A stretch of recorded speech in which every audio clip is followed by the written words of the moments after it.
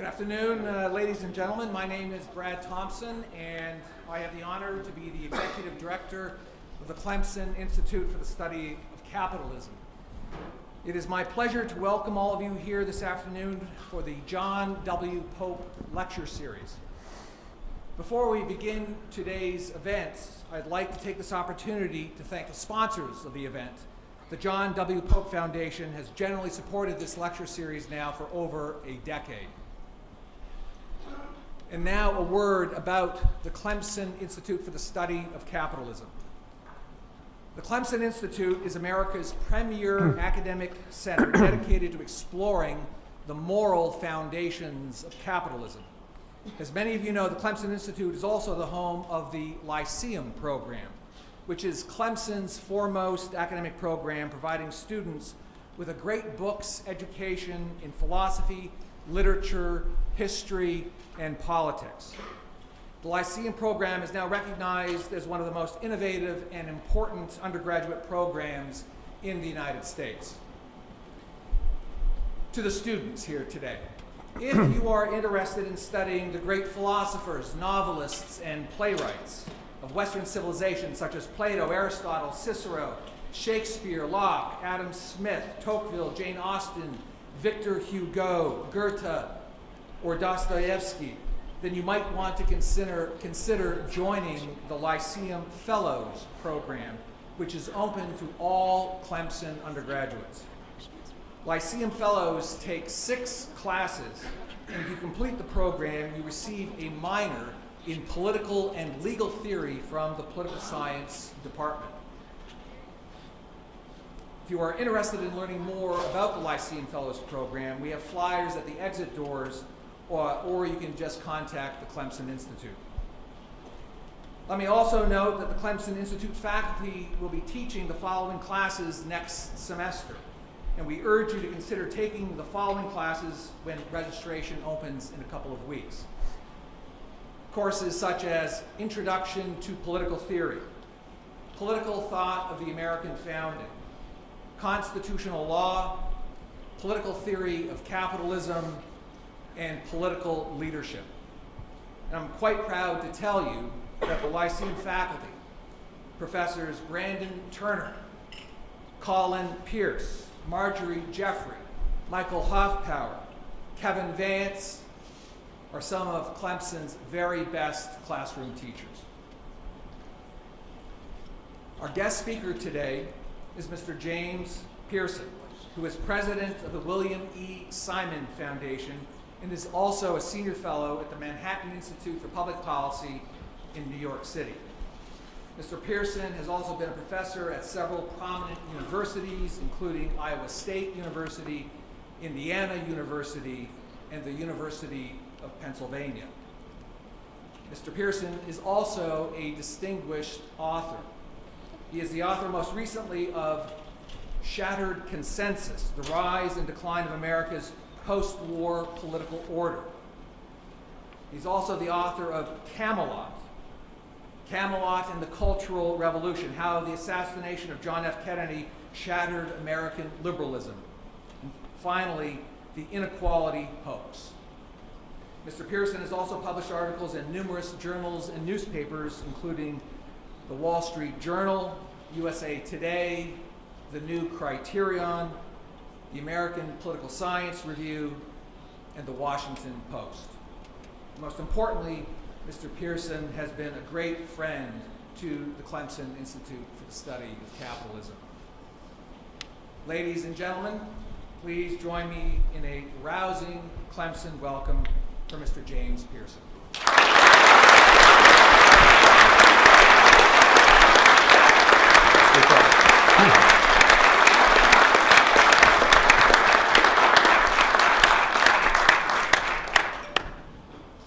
Well, thank you, Brad. Thank you very much. It's great to be here at the home of the Clemson Tigers.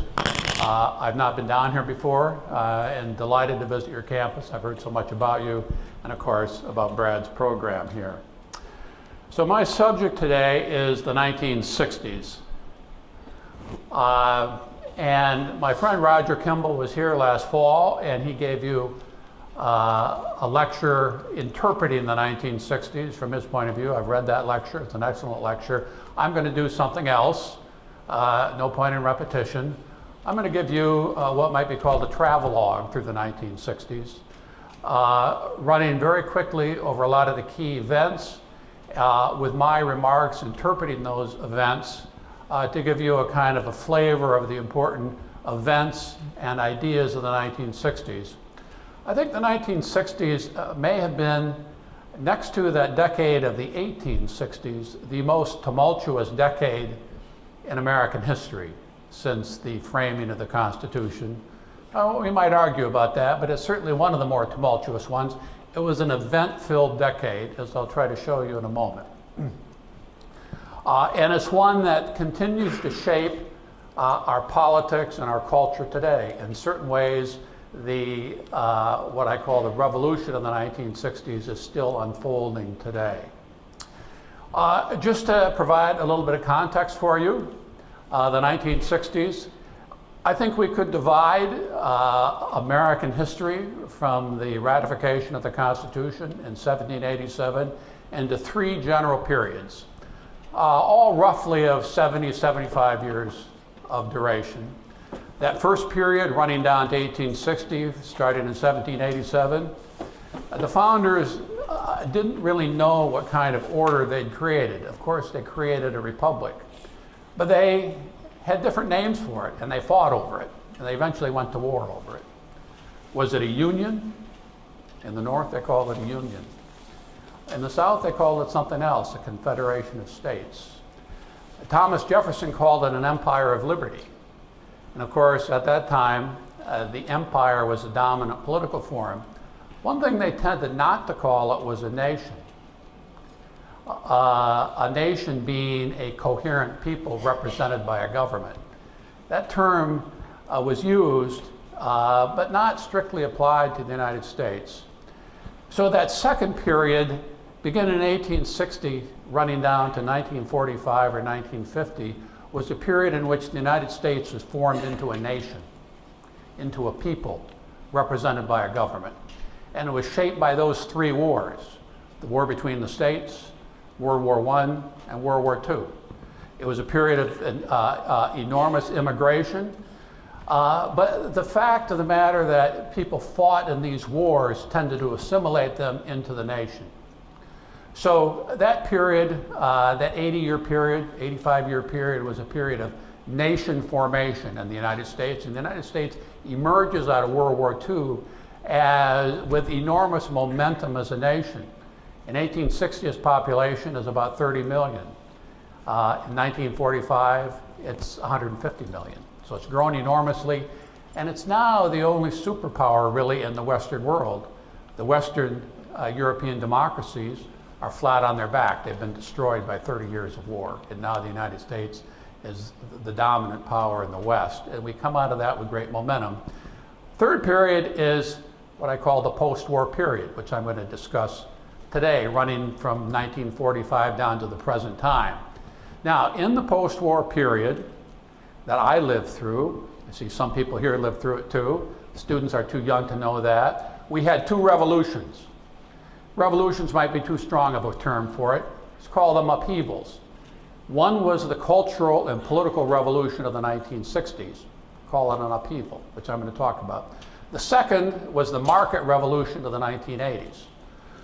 When we lowered taxes, deregulated the economy, interest rates came down, the stock market went up, socialism and communism were discredited for a time, the Cold War ended, and the United States now emerges as the dominant world power.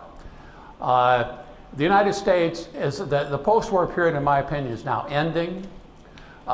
These two revolutions have more or less run their course, and the United States is beginning to negotiate the terms of its next political order. Now, I can't tell that story. I haven't totally worked it out myself, but I want to tell the story of the 1960s because it remains important down to the present day. So let me start with that context.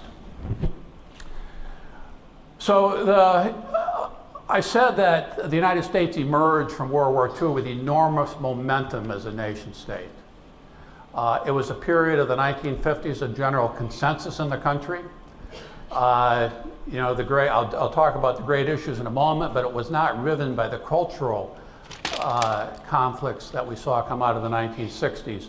One important background that one ought to know about the 60s is the baby boom of the 1950s. So the United States grows rapidly in that period from 150 million to 180 million in 1960, a growth of 20% in 10 years. It was a period of large families. The baby boom generation runs from 1946 to roughly 1964. That's 18 years. Roughly 4 million babies born per year in that period. By the time it's over, the baby boom generation is close to 80 million people, 78 million people. Today, it's about 75 million.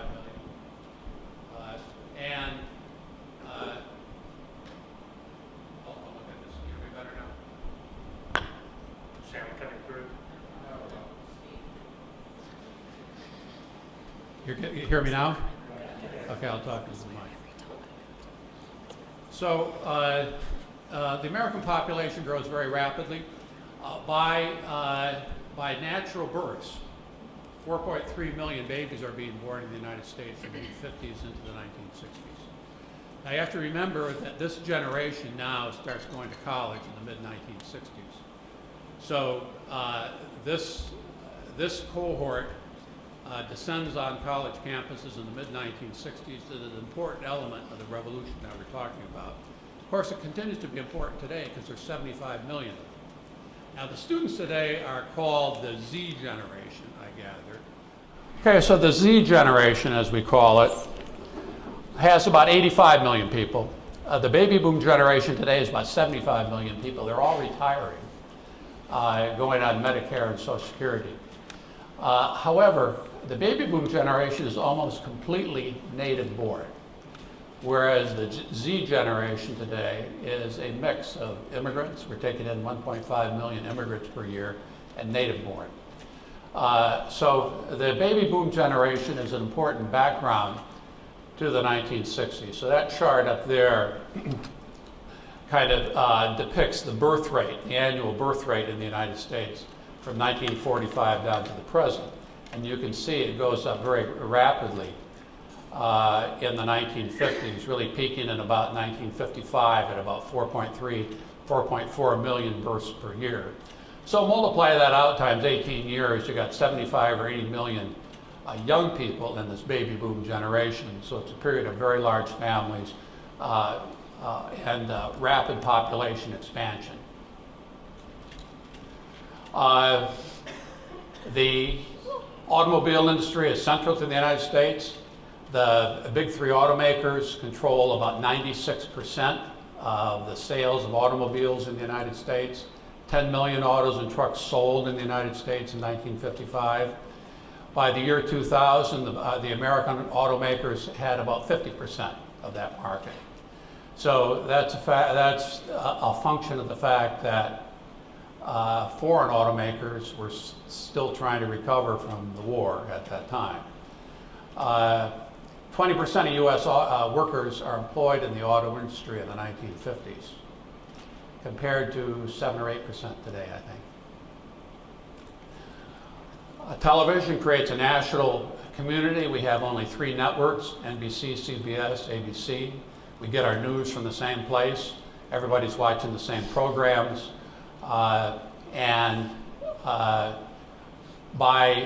We start the decade with only a handful of television sets in the country.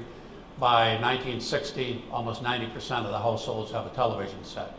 So television is to the 1960s what, say, radios were to the 1920s. And this is one of the things that helps to create this national community. The automobile, big families, population boom, television. And we're all moving out to the suburbs in the 1950s. So as the American economy grows, people begin to move out into the suburbs. So in 1950, 35 million people lived in suburbs. These are towns that are connected to central cities, but are not in the central cities. So the suburban population doubles in that period. As middle-class people move into the suburbs, African Americans from the South begin to move into northern cities. So that's a very large movement of populations as whites move out of the center city and into the suburbs. African Americans begin to move north in the 1950s and into the central cities. So in terms of the big issues of the 1950s that propel us into the 1960s, you know, civil rights is obviously one of those major issues. And that issue is pushed forward by the fact that African Americans are leaving the South and moving into central cities in the North, where they begin to exert political influence on their own representatives, who now begin to push for civil rights. And the Supreme Court in 1954 issued the decision in Brown versus Board of Education, insisting that public schools across the country ought to be integrated. But mostly this was aimed at southern schools, even though the major case came out of Topeka, Kansas.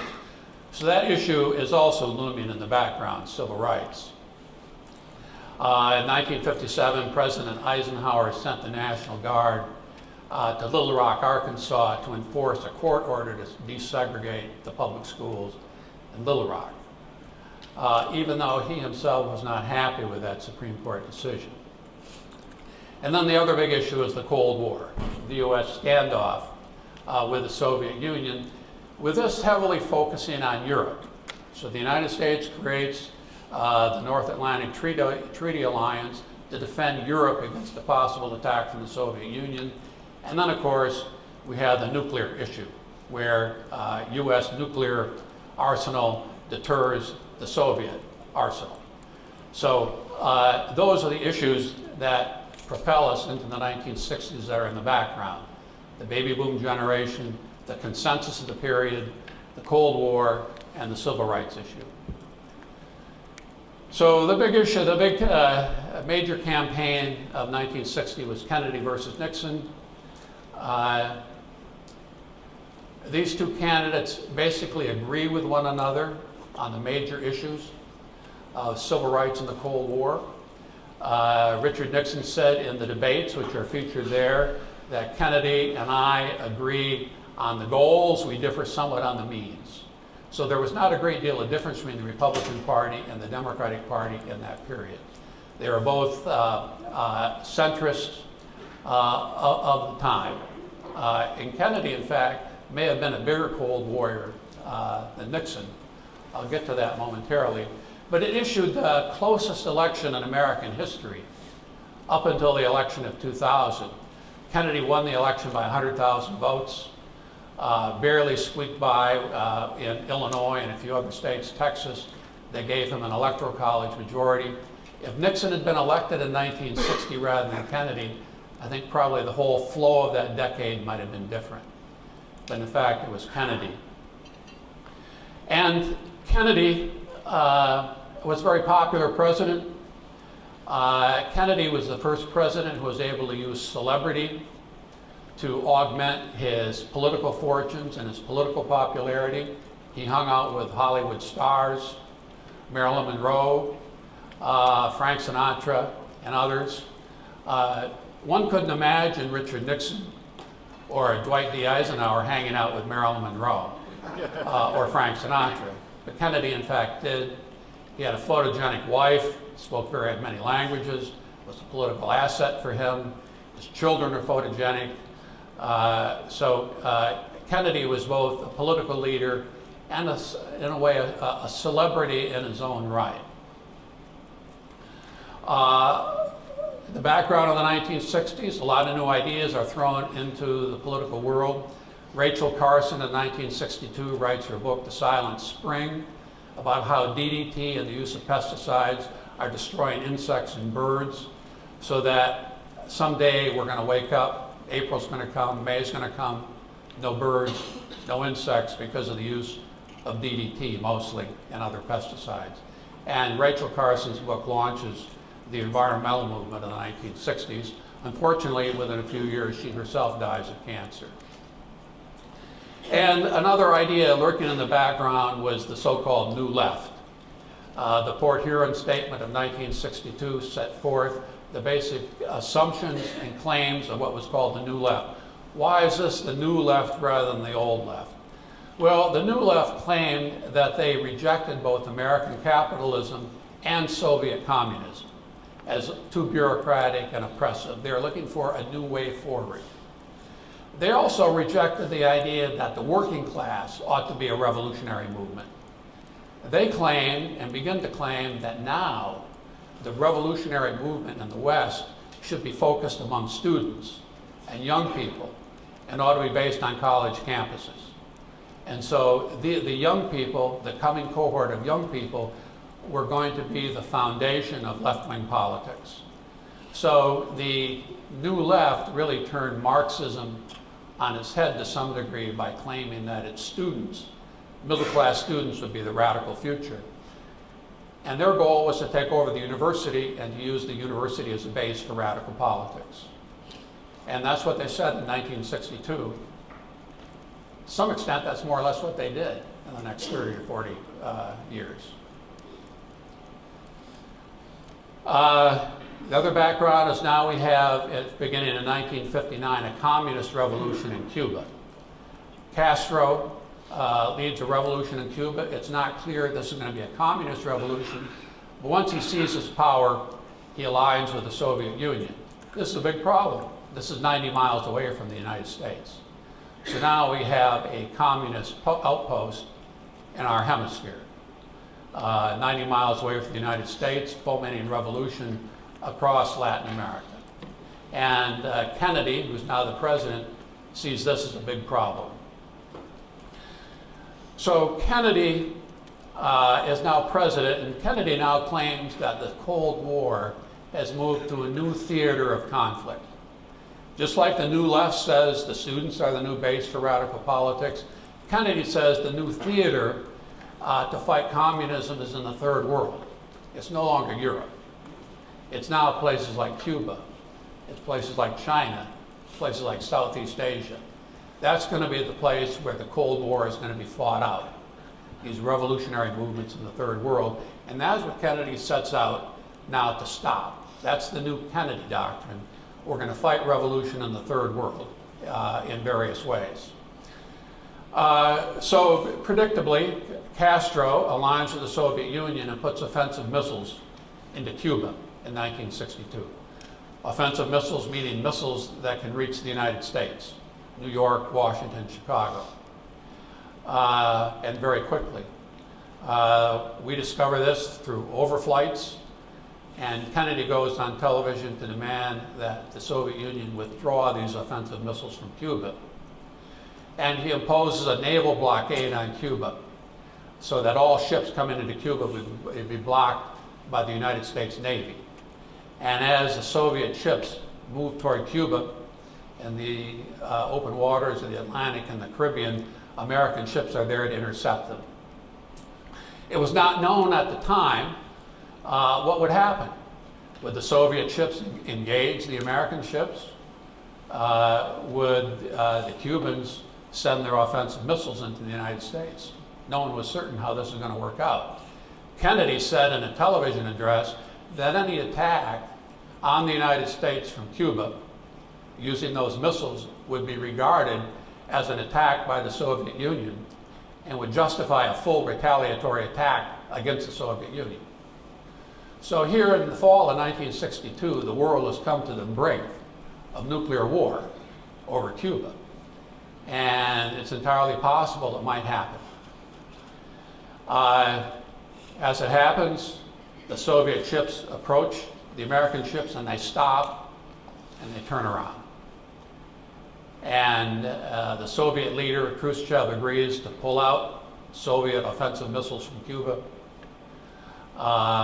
And the United States secretly agrees to pull out our offensive missiles from Turkey, which are as close to the Soviet Union as Cuba was to the United States. But this is done sub rosa, as it were. So Here we came to a climactic moment in the Cold War where this nuclear standoff might lead to nuclear war. But fortunately, it doesn't. Now, on the same track, the civil rights movement is moving here in 1963. And we have a massive march on Washington in August of 1963.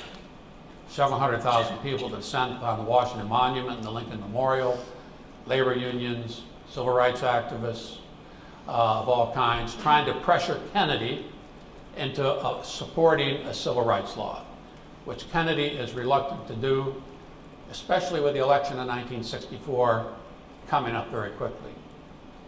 So this is the occasion where Martin Luther King delivers his I Have a Dream speech on the steps of the Lincoln Monument. This is probably the greatest American speech in the post-war period, Martin Luther King's speech. I put a small excerpt on there. You can look it up on the internet. I encourage you to read it.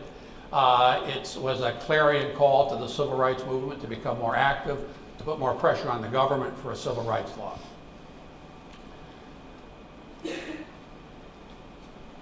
Though now, within a few months of these events, Kennedy is assassinated in Dallas. So that's that film there is from the so-called Zapruder tape, the film of the assassination. You can look it up on the internet. No one expected this to happen. Kennedy went to Dallas to try to patch up a rift between the liberal and the conservative wings of the Democratic Party in Texas in anticipation of the election in 1964, arranged by Lyndon Johnson.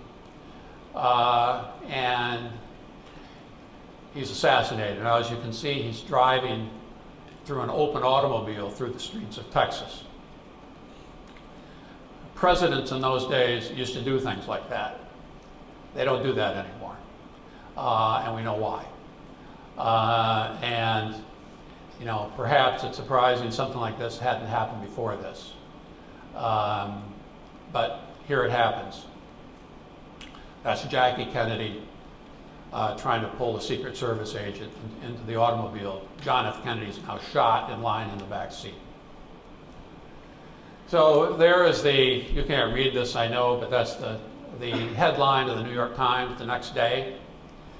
And so in the middle column of the Times, it describes the assassin who's been arrested.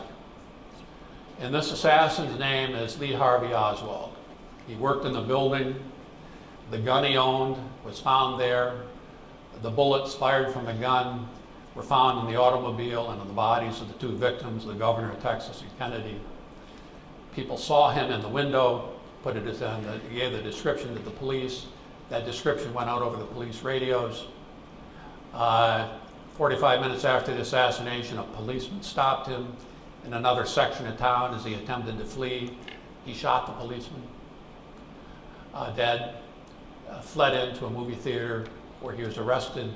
As he was being arrested, he keeps trying to fire his pistol, the same pistol that was used to kill the police officer. All this is related in that middle column of the New York Times by a news reporter.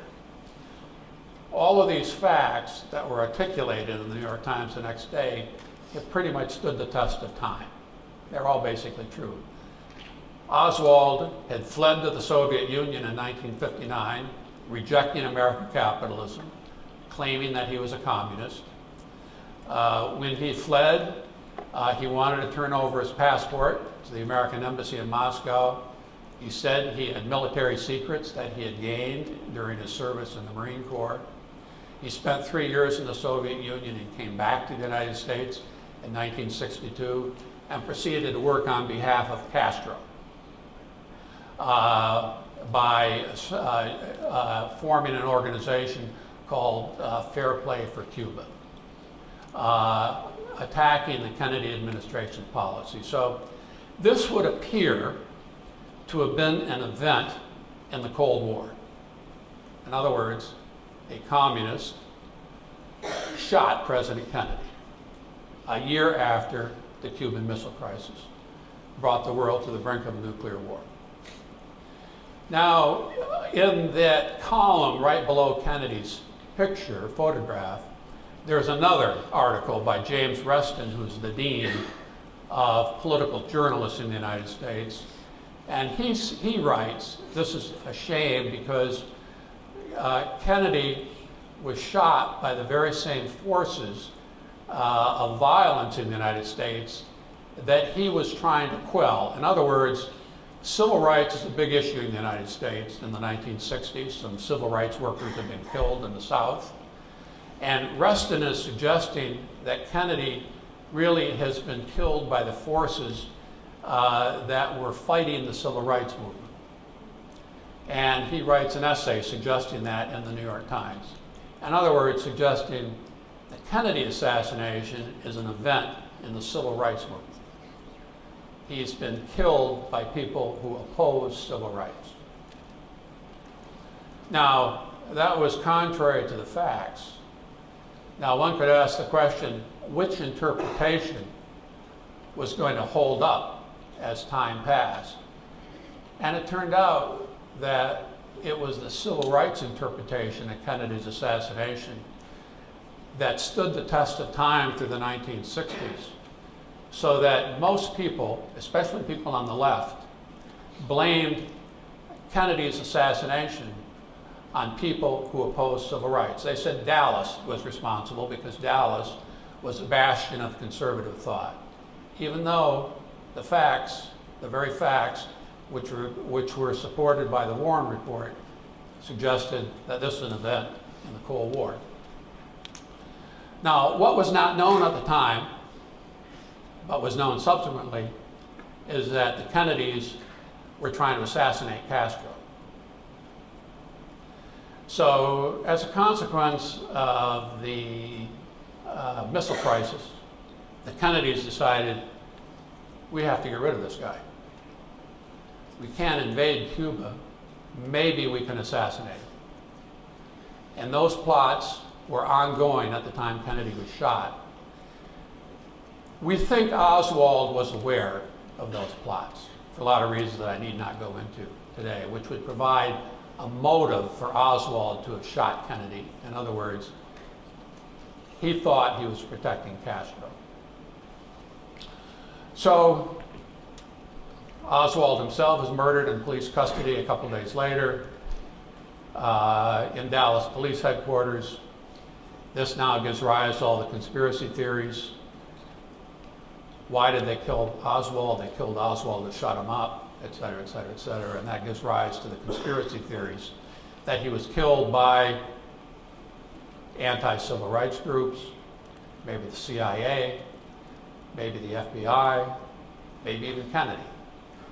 And all these theories were promulgated in the 1960s.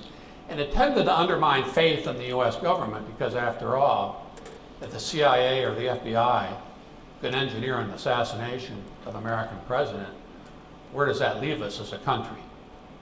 So all this tended to breed a kind of political paranoia and distrust of government as we went through the 60s. The funeral of Kennedy, major national event. So I think one could say that the assassination of Kennedy was the event that triggers the 60s. Because in 1963, as Kennedy embarks to go to Dallas, the United States is a very stable country. We have a popular president. We have some issues that we're working through in the Cold War and civil rights. But we have a great deal of faith in the country and support for our institutions. The Kennedy assassination is one event that begins to unravel this whole consensus. So by the time we get to 1968, 5 years later, the entire country is coming apart and is no longer recognizable as it was in 1963. So this is a very large event, the Kennedy assassination, and the country could not come to terms with it for some of the reasons I just mentioned. And for people who lived through it, they may not still have come to terms with it.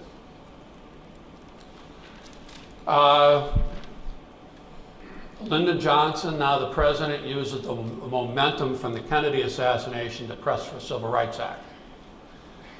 this is one of the reasons, the political reasons why the assassination is put in the context of civil rights.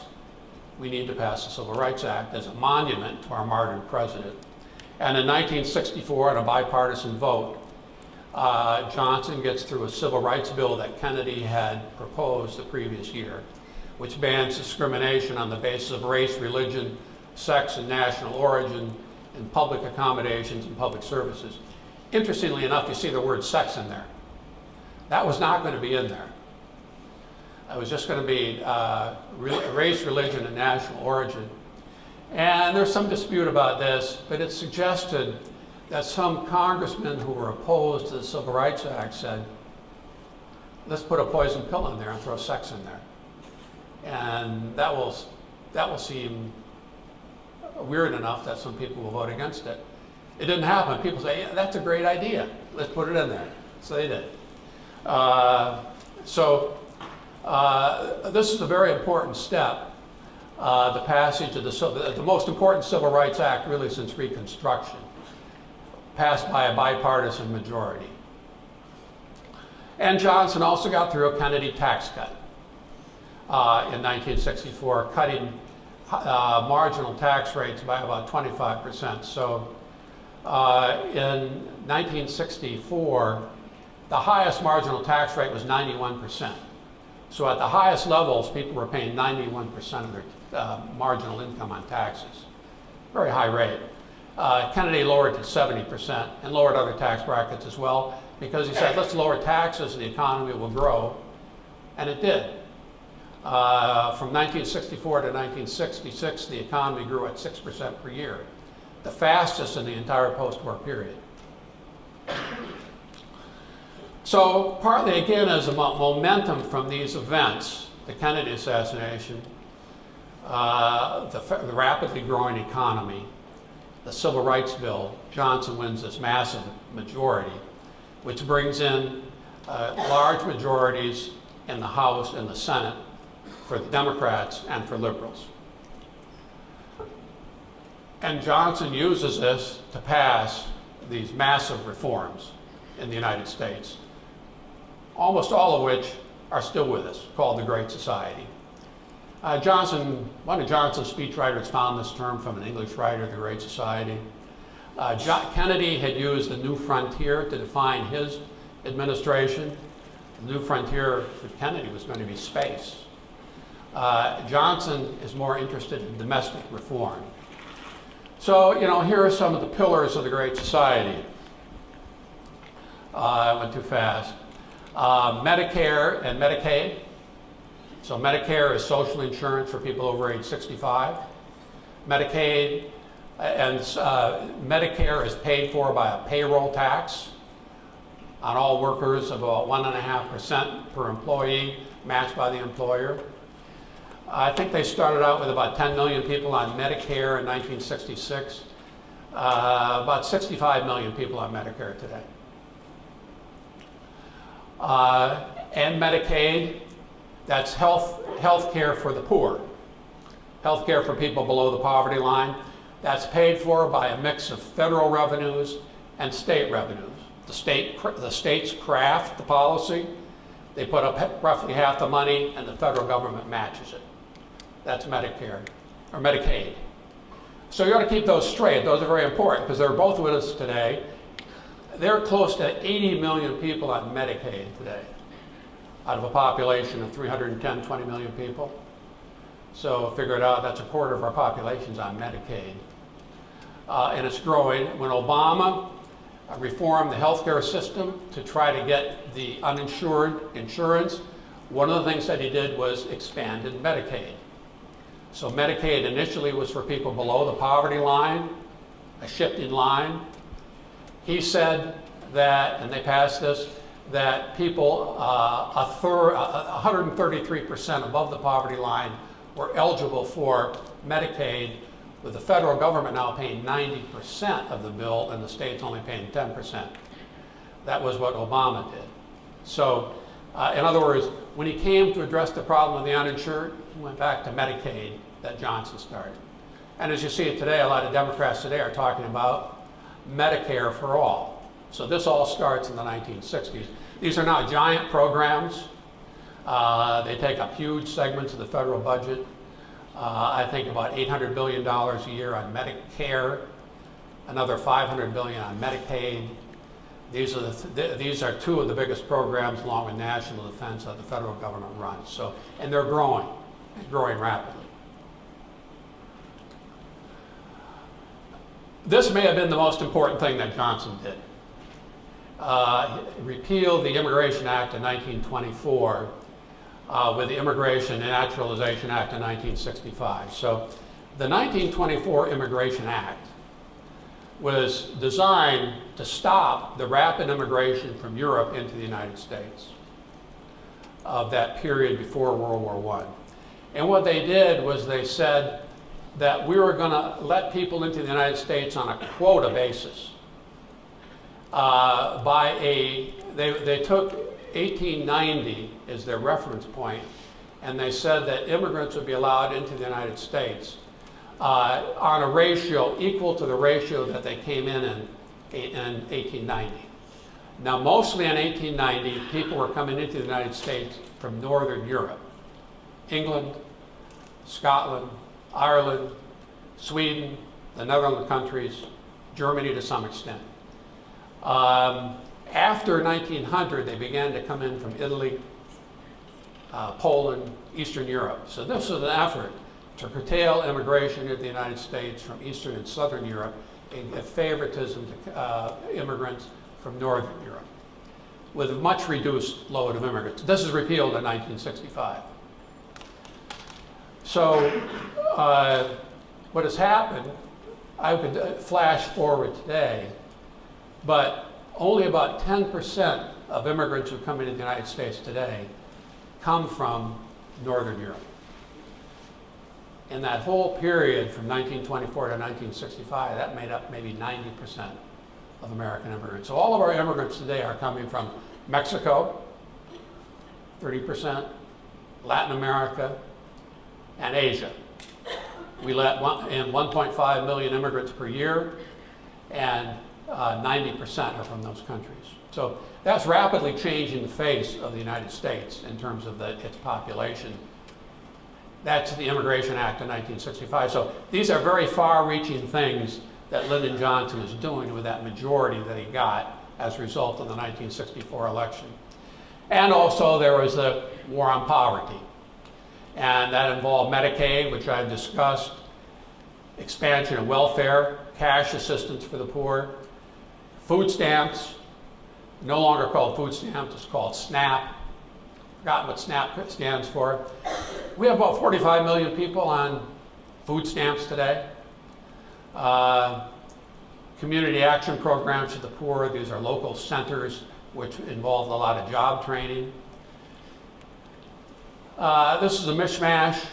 The poverty program that didn't work all that well. Poverty was reduced very quickly in the early 60s, and the poverty rate has been pretty stable since then. Ronald Reagan used to like to joke, in the 1960s we declared a war on poverty, and poverty won. That was Reagan's quip. So, but these are very ambitious programs that's really changed the face. Government now grows enormously in the 1960s. The federal budget in 1962 looks nothing like it looked in 1970 or thereafter. In 1962 it was mostly national defense and a bunch of other things. Now it's very large social programs. Okay, so Johnson now, at the same time, escalates the war in Vietnam. This is an execution of Kennedy's policy that the Cold War conflict has moved to the third world. And he immediately, in 1965, starts sending large numbers of troops to Vietnam to hold off a communist revolution in South Vietnam. So there's Vietnam. It's a country of about 30 million people divided evenly between the North and the South. The French were kicked out by a revolution in 1954, an artifact of colonialism. And now into the vacuum steps the United States with 200,000 troops in 1965, over 500,000 troops by 1968. Johnson's view is I'm going to throw an enormous amount of political power, military power at the communists.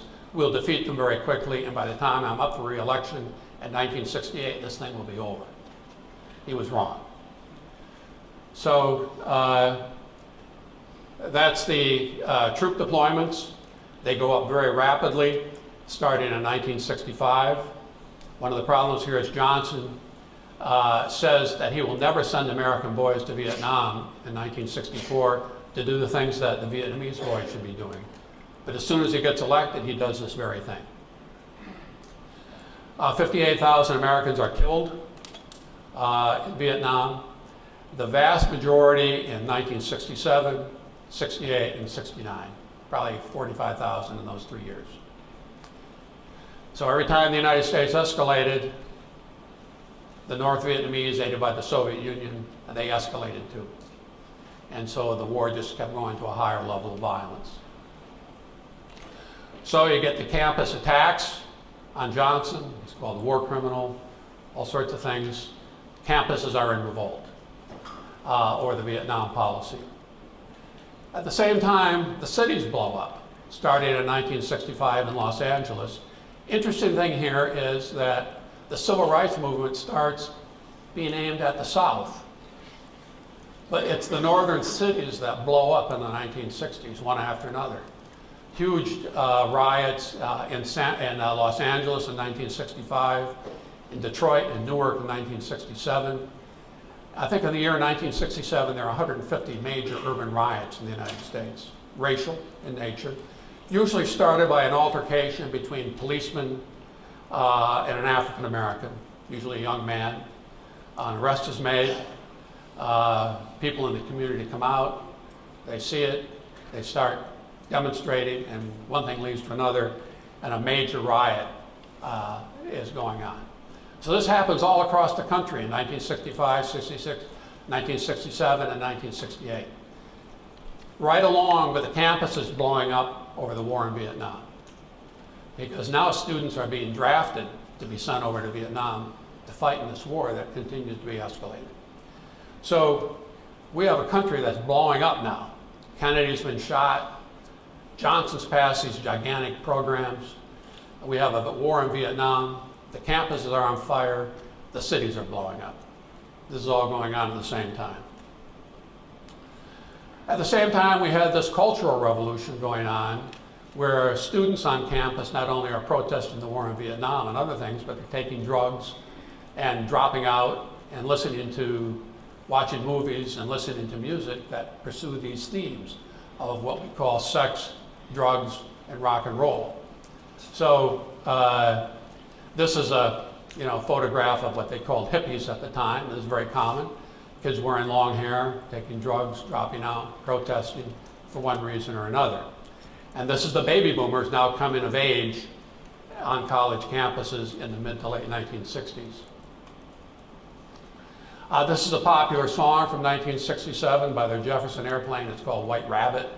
White Rabbit, as you know from your Alice in Wonderland, Alice follows the white rabbit down into the rabbit hole and goes into this wonderland where there are, giants and small people, and I forget who it is who leads her to a mushroom and says if you eat from one side of the mushroom, it makes you big, and if you eat from the other side of the mushroom, it makes you small. So this song is a drug-themed takeoff from Alice in Wonderland. One pill makes you larger, one pill makes you small.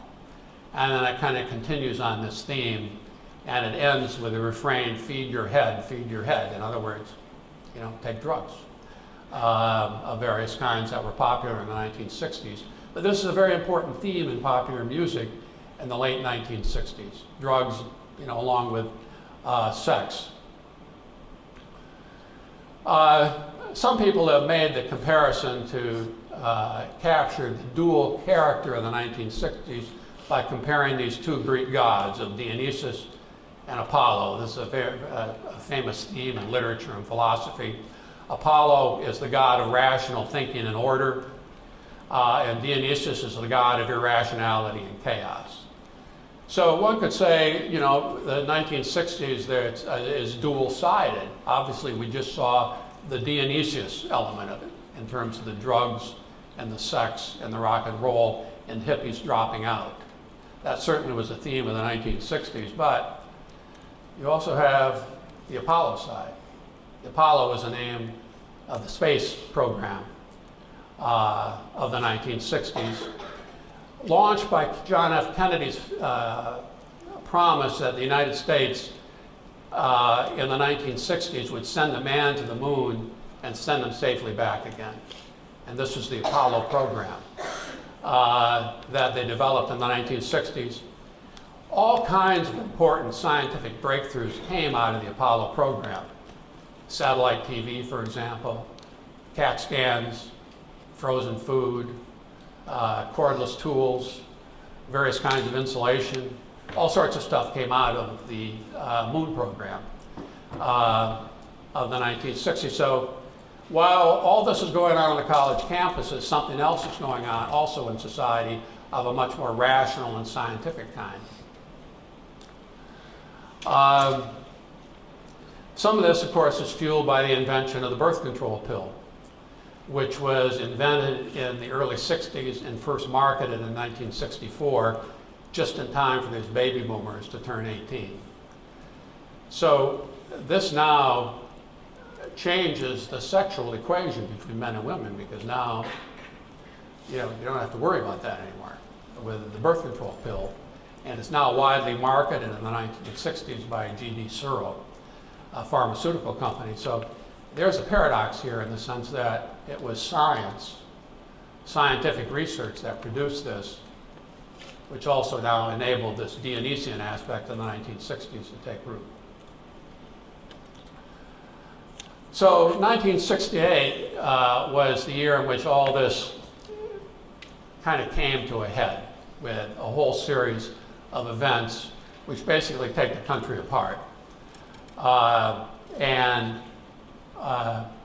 So one is the Tet Offensive in Vietnam. The communists waged this gigantic offensive in January of 1968 in an attempt to win the war in Vietnam. Several 100,000 North Vietnamese and South Vietnamese guerrillas attack American and South Vietnamese forces and try to make a decisive victory that will end the war. They don't win it. They're turned back. It's kind of a standoff. But in American opinion, this turns American opinion against the war, because the thought is that, you know what, after 3 or 4 or 5 years of war, they can launch an offensive of this nature, of this size. That must mean we're failing. And we should think about, instead of escalating this war, we should think about de-escalating and getting out. So this is a very big event in terms of the war in Vietnam. As a result of the Tet Offensive, in part, Johnson almost loses the New Hampshire primary in February of 1968. And as a consequence of that election, he withdraws. He won't be a candidate. So Johnson is now out. He's been destroyed by the events that took place between 1965 and 68. And he withdraws, retreats to his farm in Texas, basically a broken man, and dies in 1973. Within a week of Johnson withdrawing, Martin Luther King is assassinated in Memphis. So here's the icon of the civil rights movement, now shot dead in Memphis. He's there to lead a series of demonstrations in support of some public employees. He's shot and killed. The man who shot him was arrested 2 months later in England at Heathrow Airport in London, carrying 3 or 4 different passports. I don't think John F. Kennedy was killed in a conspiracy. I think it's pretty clear Oswald shot him. But this, when you think that the guy who shot King escaped to Canada, wound up getting to England, is captured a couple months later with a bunch of different passports, it makes you think he had some help. That was never proven. That a lot of people speculate on this to this day. But, all right, so this is another event that begins to tear at the fabric of American society. George Wallace enters the presidential race as the law and order candidate, campaigning against the disorder that's taken over American society. He runs as an independent candidate, not as a Republican or a Democrat. And as I say, he ran as a law and order candidate because look at the crime rate in the 1960s. The homicide rate in the United States triples from the early 1960s to the end of the 1960s. That's the total number of homicides per 100,000 residents.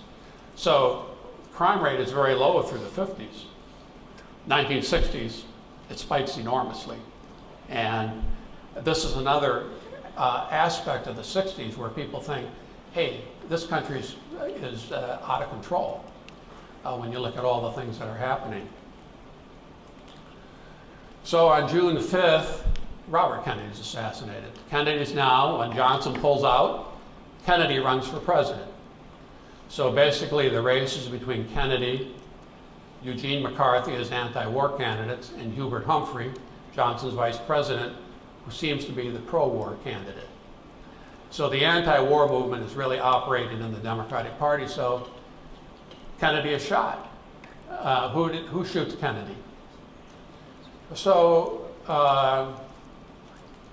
this again is depicted as an event in the civil rights movement. Kennedy is a martyr to civil rights. He supported civil rights, and he's shot, and he's killed. And the funeral is staged as a kind of a civil rights tribute to Kennedy as a martyr to civil rights. But who shot Kennedy? Kennedy is shot by a Palestinian national, Sirhan Sirhan. He's arrested at the scene. Sirhan Sirhan was angry at Kennedy because in the campaigning for the California primary, Kennedy said that he wanted to sell jet airplanes to Israel. He was pro-Israel. And Sirhan Sirhan is a Palestinian national and sees this, says that Kennedy should die. So he assassinates Kennedy. He's still in jail, Sirhan Sirhan. I mean, one point I would make is that John F. Kennedy is killed by a supporter of Castro.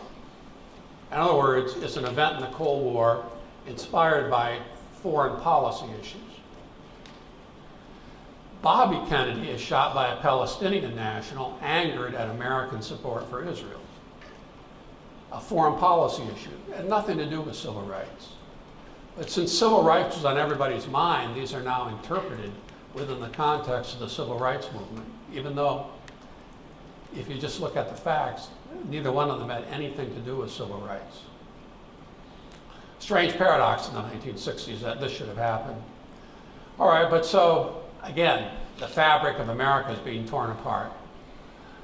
So in August of 1968, the Democrats, Kennedy's dead, Johnson's out, Eugene McCarthy runs a half-hearted campaign.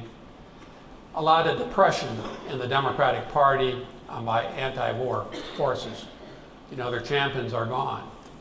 And it looks like, you know, Nixon is probably going to win.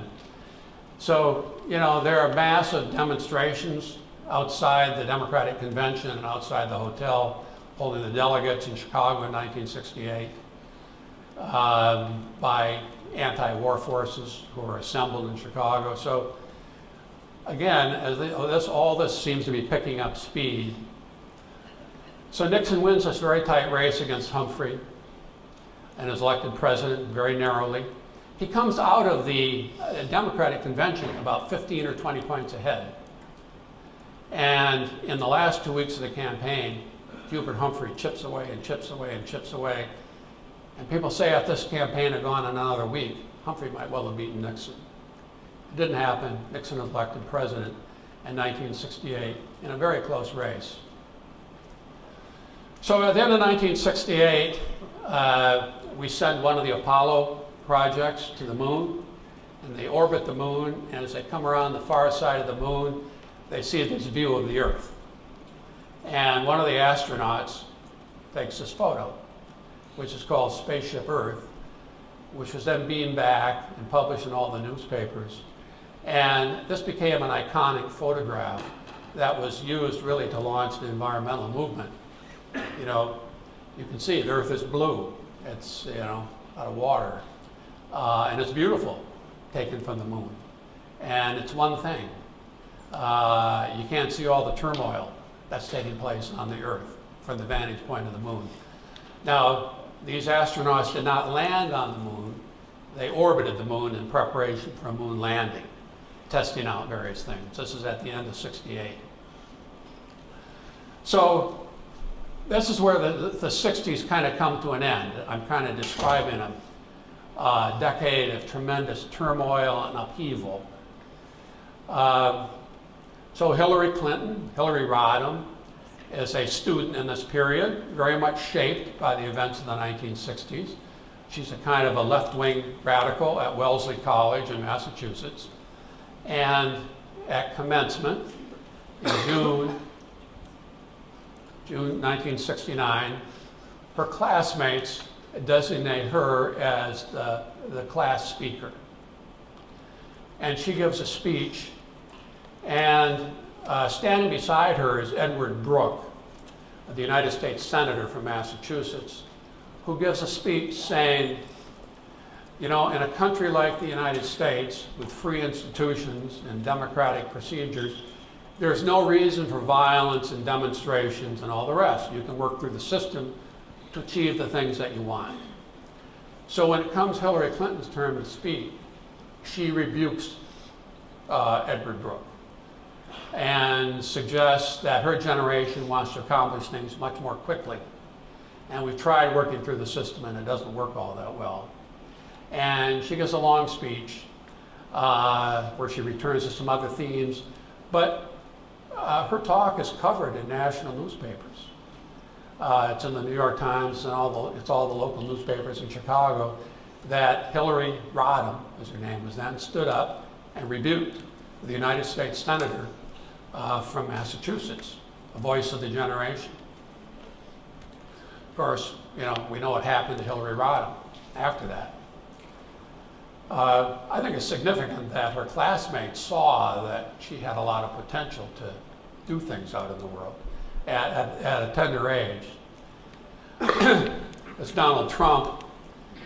Donald Trump represented the, if we want to use the metaphor, the Apollo side of the 1960s. That is, he was never involved in any of the civil rights or any of the rebellions or any of the drugs or anything like that. He went to the Wharton School to study real estate, and when he graduated, went into his father's real estate firm. And a few years later, his father made him president of the firm.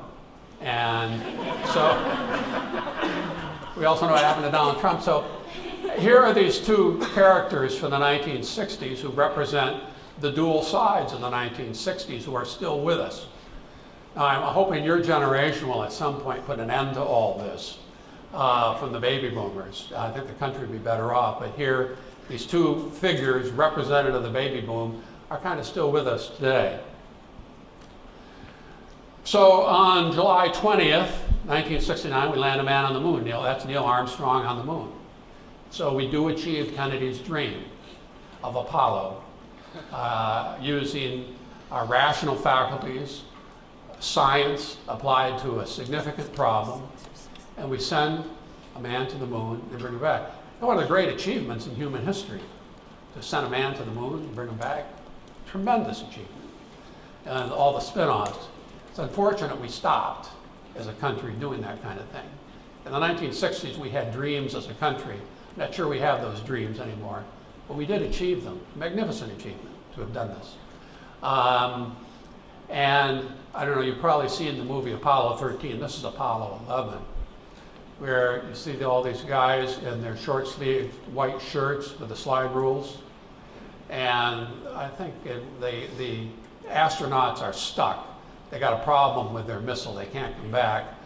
And the chief brings a bunch of junk that they use to assemble the rocket or the module and throws it on their desk and says, put this back together so we can get these guys home. And these guys do it. They get them home. So you could say, really, who are the heroes of the 1960s? We can have a debate. Is it, you know, those, the demonstrators or the people we saw in the strange dress with the drugs and all that, or are these maybe the guys in the short sleeve white shirts with the slide rules? They, you know, they made important breakthroughs that are improving our lives today. Interesting debate to have. So within a few weeks of this, we get the great Woodstock Festival of 1969, Dionysius. 500,000 young people descend on a farm in upstate New York. The guys who put this on were only expecting 50,000 people to show up, and they sold 50,000 tickets. 500,000 people show up. They don't know what to do with them. They clog all the roads. The New York State Thruway is backed up. Nobody can get in there. They don't have room or accommodations or food for them all. They're prepared for 50,000, 500,000 young people show up for a 3-day rock festival with all these stars. So it becomes a free concert. On the second day, a deluge of rain comes down. The place turns into mud. A lot of kids are sick. They've been taking drugs. Various things happen. They don't have enough food. The National Guard, they helicopter food in and medicine and airlift kids out of there. So that's the Woodstock Festival of 1969. Juxtaposed against the moon landing just a few weeks earlier. Right at the same time, the weekend of the moon landing, Teddy Kennedy, his two brothers are not dead. He is now the heir apparent. You're going to be the president. They tried to talk him into running in 1968 after his brother was killed, but it was too much. He didn't. Maybe he's going to run the next time. They have a party on Martha's Vineyard Island near Boston, off Cape Cod. And a bunch of people who worked on Kennedy's campaign, including some young women, are there. And Kennedy leaves with one of the young women from the cabin where they're having the party. And it's dark, and he drives off. He makes a wrong turn, and he drives off a wooden bridge and into an inlet, 8 or 10 feet of water. Car flips over upside down. Kennedy escapes through the window of the car. The young lady doesn't get out. Kennedy tries to go down and save her, can't. It's pitch black. He takes off. He swims back to the hotel where he's staying, 300-400 yards away. Fairly long swim. Changes his clothes. Some people think he's trying to establish an alibi at the hotel. He tries to talk one of his aides into taking the rap for driving this car, who refuses. The next morning, some guys going out on a fisher boat see this car overturned in the inlet. It's now light, couldn't see it before. Call the cops, check out the license plates, Teddy Kennedy's. Where's Kennedy? Kennedy shows up. The girl is dead. So this is a terrible tragedy for Kennedy, for everybody, especially for the girl and her family. But this ends Kennedy's hopes to become president. He does try to run. They raise this issue. You know, you drove off a bridge, you left that girl to die. How could you have done that? How can you be president once you've done that? So this happens same weekend as the moon landing. A kind of fitting coda to the 1960s, to the various sides in the 1960s. Now, I pretty much run out of time. I'm going to stop here. I have more that I could tell you. There are other tales to tell, but I've run out of time. I always thought that this quotation from Dickens, from The Tale of Two Cities, is a pretty good statement, summarized in the 1960s. He applies it to the French Revolution. The Tale of Two Cities is about the French Revolution. It's the best of times, the worst of times, the age of wisdom, the age of foolishness. Epoch of incredulity, the season of light. Season of darkness, the spring of hope, the winter of despair.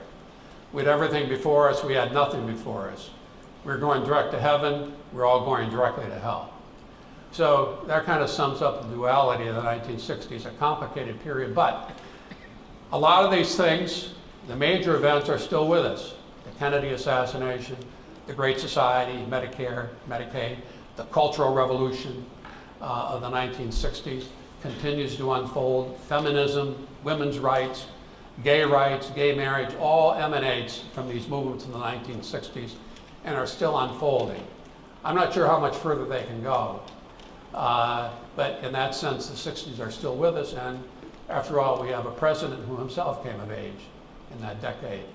So I'll stop now. Thank you very much for your attention. Thank you. That's it.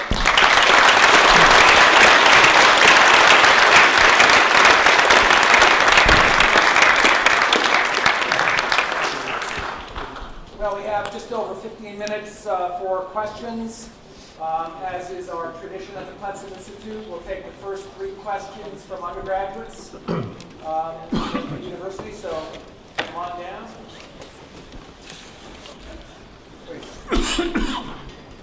Hi, after the moon landing, I know that when they came back, there was a lot of criticism from the intellectuals at the time saying, you know, you spend all this money and resources, put a man on the moon, he came back, that's cool.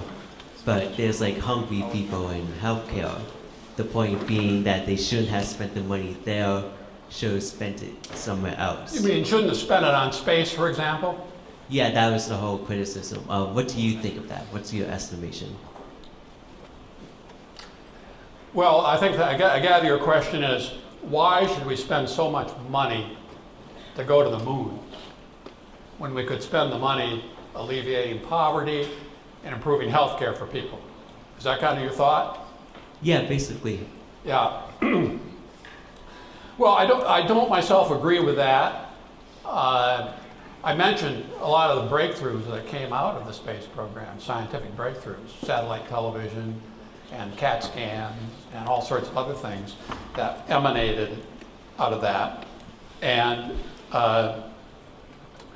so, of course, at the time, we did begin to spend enormous sums on healthcare and poverty. It's not as if we neglected that. We were doing that too. We spent a lot more on that than we did on the space program. But, you know, I think that the United States would be better off if we continued to accept challenges like that. Now, people talk about going to Mars. Other countries are doing that. Russia's even doing it. More of it than we're doing. And I think we'd be better off if we accepted some of those challenges. Now, just as an aside, so I don't know how much it cost Columbus to go across the ocean and discover the Americas. I'm sure people said to Columbus, that's a lot of money to spend to go across the ocean, but you know, 500 years later, I think we could see it was probably worth it. So, no, I think my view is that the space program paid for itself with the discoveries that it made. Would be my view. Thank you. And it's not clear to me that we're getting a lot of payoff from a lot that we're spending on these other things either. I agree. Thank you. Thank you. Hey, Dr. Piereson, thank you for speaking today. I was hoping you could maybe answer to the relevance of the 2 sides that you talked about, Apollo and Dionysus. Which group, which philosophy do you think has had more of an enduring impact on the climate today? Well, I mean, I think both of them have. Obviously, the Cultural Revolution continues. The Cultural Revolution of the 1960s was a revolution in the direction of liberation and freedom. If you think of the 1950s, people were to some degree culturally pressured into you know, various forms of life, like we should all get married young, we should all have large families, we should get a job at age 22 and retire at 65 or whatever, and that kind of thing. And the 1960s was an age of experimentation, which is a positive thing, if not taken too far. A lot of lives were destroyed by the drugs of that period. I could have gone into some of that, a lot of lives destroyed by that. So that's dual-sided. Look, the United States is also a country that's pioneered in science. I mean, look at all the innovations that we've had in recent years, like the internet and computers and cell phones and all this that we have. All these things improve our lifestyles, and to some extent, they allow people greater freedom. So I don't think you can choose between them. As I tell my wife about all things, let's not overdo it. So moderation in all things, liberation, other things as well. So in my view, what happened in the 60s, a lot of people went way too far with it. Take 2 aspirin, not a whole bottle. Thank you. Yes, sir. Hello, thank you for coming to speak today. I only got to see the last half of your talk, so if you answered this in the first half, I'm sorry, I had class. What do you think the most overrated and underrated lasting legacy of the 1960s? For instance, one thing that people think is a big deal but wasn't a big deal, and one thing people tend to gloss over but really was a major impact from 1960s to now. A very good question. You know, I haven't thought about that. What's exaggerated, what's underappreciated of the 1960s? Yes, sir. You know, I think a lot of those scientific breakthroughs are not fully appreciated. I mean, we have the questions that, you know, was the space program really worth it? But I don't think people are aware of all the spin-offs from the space program. Overrated, you know, that's also a good question. The Beatles, maybe. But it's a good question. You know, I haven't really thought about it. You know, it was a rich decade. A lot of things were happening in the 60s of a good nature and a bad nature. So a lot of things taken too far and so on. You know, it was a period where the optimism of American life that we had as we came out of World War II through the 1950s was blocked by the events, the Kennedy assassination. And, you know, people were very hopeful about the civil rights movement. And then it turned out that, you know, the cities were rioting. And that was not, nobody expected that. And nobody expected that we'd have a war in Vietnam that we'd lose. So I think that, I mean, thinking about the 1960s in that way is that, you know, it didn't work out in the way that we imagined when we went into the 1960s as a very optimistic country. We came out of the 1960s as kind of a pessimistic country. Thank you for your answer, and I too love the space program. Thank you. Hey, thanks so much for coming out today. So you talked about, I guess, chunking American history into 3 distinct eras, and you mentioned that this 3rd era is now kind of coming to a close. So my question is, looking into the future, what do you think is going to be that threshold of when we cross over into this 4th era? Yeah. And then I guess I've got a follow-up about how do you think the technology revolution is going to play into that? Yeah, no, excellent question. A very large subject. So if we think in terms of those 3 eras, of course, to some extent, they're punctuated. We have the Constitution, we have the war between the states, 1860, we have the end of World War II in 1945. We don't have that punctuation here, unless you want to say maybe the Cold War, maybe the financial crisis, maybe the election of Donald Trump. But I'm thinking about this. So I think you could say the post-war period, we've got these 2 channels working. We have the Cultural Revolution and the political events of the 60s. They settled into the Democratic Party. All that stuff that we talk about in the 1960s, that's being pushed forward on the liberal side of the spectrum. The revolution of the 1980s, tax cuts, deregulation, liberation of the economy, attack on socialism, ending the Cold War, that all settles in the Republican Party. So these 2 revolutions begin to structure the ongoing conflict of the post-war period. And they continue to unfold. We just reduced taxes. Democrats are talking about doing stuff developing from the 1960s. We have more, you know, we have this whole civil rights thing continues to unfold. We have now transgender rights, which nobody anticipated before. That's unfolding. I don't know how much further all this can go. In my opinion, it's kind of coming to an end. Will it come to an end at one time? You know, probably not. I would say if you had to ask me to speculate, technology plays a role. It enables globalization, global trade, movement of people everywhere, immigration, etc. If you had to ask me, I would say that the United States has come to the end of a nationalist period. That, you know, with enormous amounts of immigration, globalization, global trade, people moving everywhere, the United States is losing its coherence as a nation state. Coherence that was developed in that period of those 3 wars. So if someone were to ask me what's going to happen next, I would say that the United States is going to engage in a battle for its soul. What kind of a polity is this? What are we going to be? Are we going to be a nation state of the kind that was formed in that period from 1860 into the 1950s?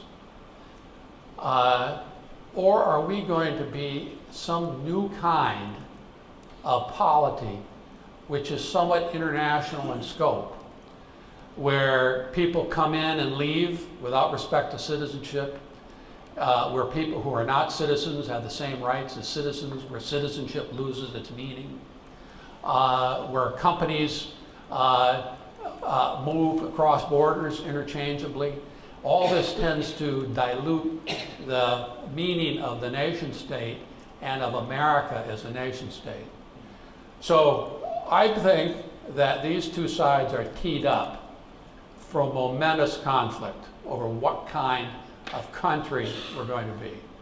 To some extent, Donald Trump ran against both the 80s and the 60s. He attacked political correctness and all the cultural leftism, but he also attacked globalization and some of the stock market riches, and trade, which is an aspect of the 80s. So Trump kind of runs against both of these currents. And to some extent, maybe one could say that Trump's election marks an end to that period. I don't know whether that's true, but if you ask me to speculate, I think that the United States is about to embark on a war for its soul. And I don't know how that will turn out. It's just, are we going to somehow maintain ourselves as a traditional national polity, the American people having meaning with a government that represents those people, with its ideals, or are we going to become a kind of an international polity? And obviously, these are regionally. If you think in terms of an international polity, that is on the 2 coasts, California and New York, facing outward into the international economy, and California facing south, and this traditional American nation state in the interior of the country.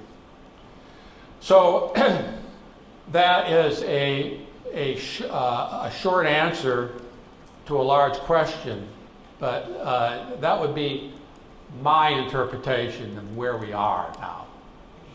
Thank you. Firstly, I'd like to thank you for coming out and speak. It was Appreciate it. Thank you. And my question stems from your mention of LBJ's war on poverty. Yep. And it is, do you think it's ever a tenable position to take to declare a war on an idea instead of an entity? Such a more modern example would be the war on terror, for example. Yeah. No, I agree with you. That war is an inappropriate metaphor for a lot of things. You know, what does it mean to have a war on poverty? We've had all sorts of wars. We've had a war on cancer, and we've had a war on terror, as you mentioned. So yes, I'm not sure where this idea originated. Henry James, I think it was Henry James, talked about we needed a moral equivalent to war. And so this is kind of the idea that in order to engage a population, you had to say that we're engaged in a war. So I think people are talking about having a war on climate change.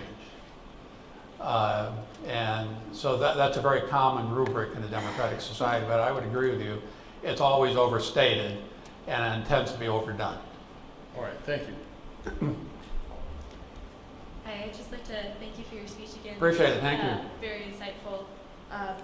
I noticed that in the middle part of your speech you put a special emphasis on the staging of current political events and assassinations as civil rights issues rather than war crimes. Could you explain your reasoning behind that and the significance of it? Well, so the question is, I noted that these assassinations of the two Kennedys, really, President Kennedy and Senator Kennedy, these were widely interpreted as events in the civil rights movement. In other words, it was said these two men were martyrs to the cause of civil rights, suggesting that they had been murdered for that reason, when in fact, that wasn't the case.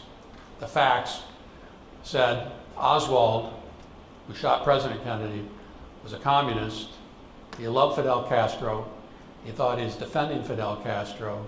And he shot President Kennedy for reasons having to do with the Cold War, not civil rights. In fact, Oswald was a pro-civil rights guy himself. And something similar is true of Kennedy. So now you could ask yourself, why did that happen? Why did we put this in the context of civil rights rather than the Cold War? Well, for one thing, Lyndon Johnson was very worried that if the American people concluded that a communist who had just come from the Soviet Union and was demonstrating on behalf of Castro, if he killed our president, the American people would demand retribution against Cuba and the Soviet Union. And he did not want that. So he preferred a civil rights interpretation that would downplay the communist aspect of Kennedy's assassination. The Kennedy family wanted John F. Kennedy memorialized as a martyr to civil rights. They did not want him memorialized as a martyr to the Cold War. They thought civil rights was a much more noble thing, and therefore they wanted him remembered like Abraham Lincoln. That's what they wanted. So that if, to the extent that he was seen as a victim of the Cold War, that would cheapen his death. And so the Kennedy family also pressed for that civil rights interpretation. Now, this interpretation of those assassinations sowed enormous confusion in the United States over the meaning of these very large events. Because if you accepted the civil rights interpretation of Kennedy's assassination, it arose from domestic circumstances. We killed the president. So that America was to blame. We killed our president. And that was one of the things that encouraged a kind of dispiritedness and attacks on America because, you know, we killed our president, which was not true. President Kennedy's assassination had zero to do with American domestic politics. But yeah, that's how it was interpreted. So there's a large question here, which is that political interpretations of things very often are disconnected from the facts. If you can convince people that, you know, something is true even though it's not, and you can, you know, use the media or whatever you have, you can stage a funeral to make it look like Abraham Lincoln's funeral, and you can persuade the public to believe that. And that can have enormous consequences because it's believed. That's an irrational aspect of politics. Now, they could bring this off in the 1960s because we only had 3 television networks. They all accepted this view. We only had a couple of national newspapers. They accepted this view. The liberal leadership of the country accepted this view. So I don't think you could bring it off today because, I don't know, Rush Limbaugh would go on the radio and say, that's not true. So it'd be harder to bring off today, but they did bring it off in the 1960s because that was consistent with the zeitgeist that people had. Now, I could speak longer about this. I won't, because we're running out of time, because I'll just say this. I know that Brad wants me to stop. But the backdrop of this is the McCarthy period. So in the 1950s, Senator McCarthy said that communists were infiltrating the US government and were a menace domestically to American society. The liberal leadership of the country said, no, that's crazy. The Soviet Union is a threat, but there are no domestic communists who are a threat. There's no domestic issue here with communism. We got the Soviet Union, but now domestically, a communist stands up and shoots the president. It makes it sound like this crazy guy, McCarthy, may have been right. But since McCarthy was crazy, we can't allow him to have been right.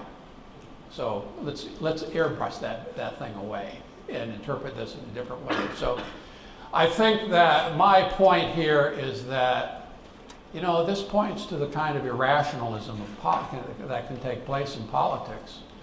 You know, a large public can believe things that aren't true and they can act on it. And that can have very large consequences. You know, we all believe Saddam Hussein had weapons of mass destruction. Turned out it wasn't true, but, you know, look what happened. So that's kind of my point there. Just very quickly, given the passing of the Civil Rights Bill, would you say that these illusions as they were successful? Yes, no question. By interpreting Kennedy as a martyr to civil rights, and Johnson was very clear on this, this is going to help me pass my Civil Rights Bill as a memento to John F. Kennedy, who was martyred for the civil rights cause. We're going to pass the Civil Rights Bill in tribute to our late president, who was a victim of people who were opposed to civil rights. Yes, that's true. Thank you so much. Thank you.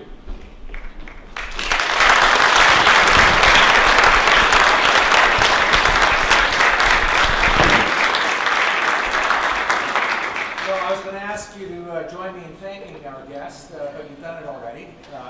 So thanks to all of you for coming out this afternoon, and especially our thanks to our guest speaker, James Piereson, who delivered a wonderful talk.